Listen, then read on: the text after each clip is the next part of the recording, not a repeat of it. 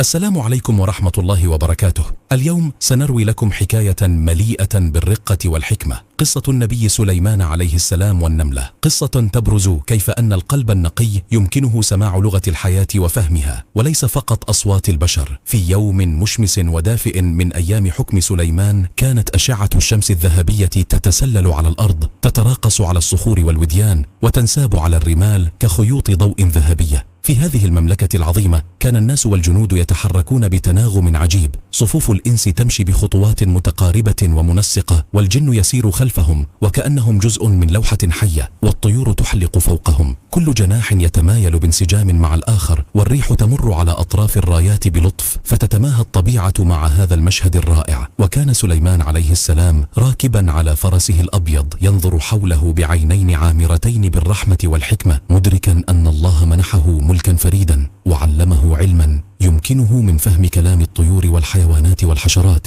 والجيش كله كان يسبح الله مع كل خطوة، وكل مخلوق يؤدي مهمته بإتقان وانسجام.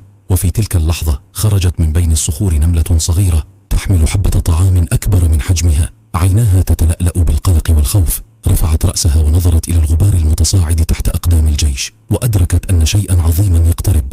توقفت عند مدخل جحرها وصاحت بصوت دقيق لكنه مليء بالحرص والمحبة: يا نمل، أسرعوا إلى جحوركم، لا يحطمنكم سليمان وجنوده وهم لا يشعرون. استجابت النملات على الفور، كل واحدة تحمل ما استطاعت من طعام وتحمي صغارها، وتندفع إلى جحورها بتنظيم كامل، كأنهم جنود في معركة دقيقة، لا فوضى فيها ولا تردد.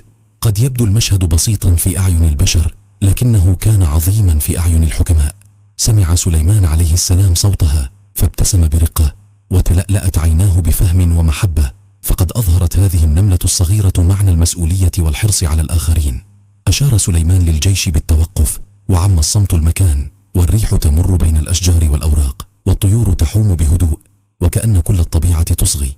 أغمض سليمان عينيه للحظات، شاكرا الله على نعمة القدرة على فهم هذه اللغة الدقيقة، ثم نظر إلى الأرض فرأى النمل يتجه نحو جحوره، وقال في قلبه: سبحان من زرع الحكمة في كل مخلوق. اقترب أحد الجنود من سليمان عليه السلام بخشوع وسأله: يا نبي الله، لماذا توقفنا؟ ابتسم سليمان بلطف وقال: لقد سمعت تحذيرا صادقا من نملة صغيرة، وخشيت أن نؤذي من لا يستطيع الدفاع عن نفسه. اندهش الجن وبدأوا يتداولون الخبر بينهم، كيف أن نبيهم سمع كلام نملة صغيرة، وكيف أوقف الجيش كله لأجل حماية هذه المخلوقات الصغيرة. وتغيرت قلوبهم فجأة، وكأن لحظة واحدة علمتهم معنى الرحمة والرفق والتواضع. رفع سليمان يديه إلى السماء وقال دعاء خاشعا: ربي أوزعني أن أشكر نعمتك التي أنعمت علي وعلى والدي، وأن أعمل صالحا ترضاه، وادخلني برحمتك في عبادك الصالحين. وفي تلك اللحظة شعر أن الكون كله يسبح معه، الريح تهدأ وتنساب برقة بين الأشجار، الأوراق تتمايل في هدوء، الطيور تغرد بألحان لطيفة، وصوت النمل يمتزج مع كل هذا، وكأن كل مخلوق يشارك في التسبيح الصامت ليملأ المكان كله سكينة وحكمة. نزل سليمان عليه السلام من على فرسه الأبيض، واقترب من مكان النمل ببطء ورقة، وما إن اقترب حتى شعرت الأرض بحركته، فانشقت بلطف كأنها تفتح له بوابة سرية لعالم خفي، وظهر أمامه مدخل يلمع وكأن الذهب يغطي سقفه. دخل سليمان بهدوء، فوجد نفسه في مملكة النمل، حيث الأنفاق دقيقة ومتفرعة في كل اتجاه، وغرف لتخزين الطعام، وأخرى لرعاية الصغار، وطرق ضيقة يتحرك فيها النمل بانضباط كامل، بلا فوضى بلا صخب، فقط عمل دؤوب وإخلاص صامت يملأ المكان.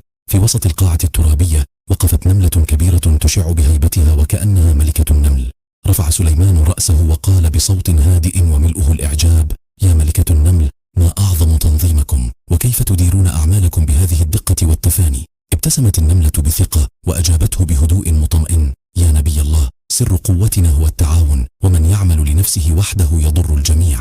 كل واحدة تعرف مهمتها، من تبني، من تحمل، من تخطط، ومن تعتني بالصغار. نعمل معا بإخلاص، ومن يتكاسل يضر إخوته قبل أن يضر نفسه. أطرق سليمان رأسه طويلا، وارتسمت على وجهه علامات الإعجاب العميق، وقال في سره: هؤلاء الصغار يفهمون معنى العدالة والعمل أكثر مما يفهمه كثير من البشر. ثم سألها مرة أخرى: وكيف تواجهون سنوات الجفاف؟ ألا تخافون القحط أو الهلاك؟ أجابته بثقة هادئة: نحن نخزن لكل فصل طعامه، ولا نأكل ما لا نحتاجه، في الزائد ولا يخاف من الناقص. امتلأ قلب سليمان بسكون عميق، وكأن صوت الحكمة يتردد في كل ركن من أركان المملكة الصغيرة، فخر ساجدا لله شكرا وقال: يا ربي، علمتني ما لم يعلمه أحد من قبلي، وأريتني أن العظمة تكمن في التواضع، وأن الحكمة تتجلى في قلوب الصغار. ثم خرج سليمان من مملكة النمل وهو يشعر بتغير داخلي، وكأن الله كشف له سرا من أسرار الحكم. لم يعد يرى الأرض مجرد تراب، بل كتابا مفتوحا كل حبة فيه آية، وكل مخلوق فيه كلمة من كلمات الخالق. ركب فرسه الأبيض وحط الهدهد على كتفه وقال له: يا نبي الله، كل ما حولنا يسبح لله، ولكن البشر لا يسمعون. ابتسم سليمان وقال: ما دام القلب يسمع فلا حاجة للأذن.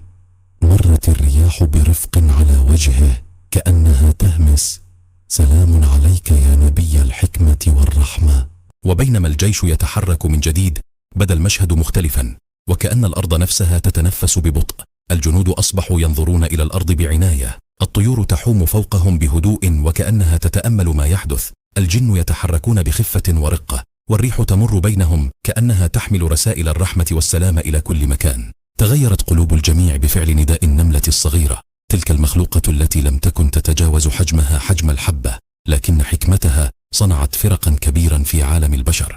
ولم ينس سليمان هذه النملة، فاقترب من الجحر ووضع قطعة خبز صغيرة بينهم، وقال بلطف: كلوا بسلام، فأنتم جنود الله كما نحن جنود على الأرض.